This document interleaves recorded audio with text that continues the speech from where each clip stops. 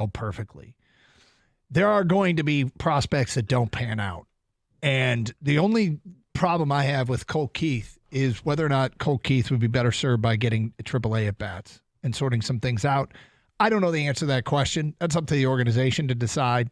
They put Tork down there. Tork's starting, Tork's numbers are there, but they're not looking at the numbers. They're looking at basically hard hit and barrel rate. Is he got his swing back, his timing back? But we've seen a lot of young guys get opportunities and it doesn't go perfectly. And that can be a sign that they're never going to be a player at this level, or it might take patience. We have the incredible example of Max Scherzer years ago, who got sent down and got it all sorted out, but that's way the exception and not the rule. Right. And Colt Keith only played 67 games at AAA, and it was last year, and he hit 287 with an 890 OPS.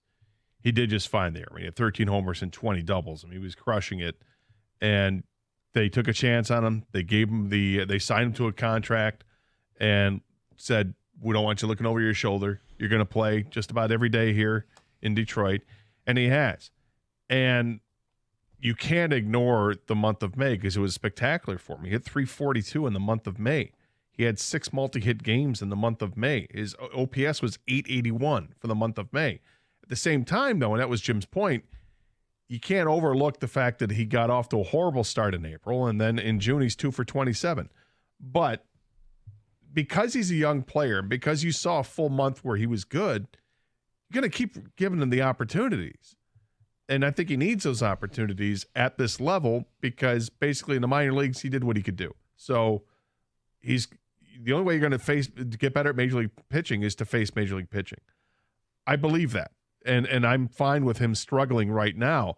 I'll have a problem if we get to September and he continues to struggle. I mean, you got to see a chance for him to get back at it. I mean, they showed a stat last night when they showed the opening lineups, and I think it was OPS or slugging percentage against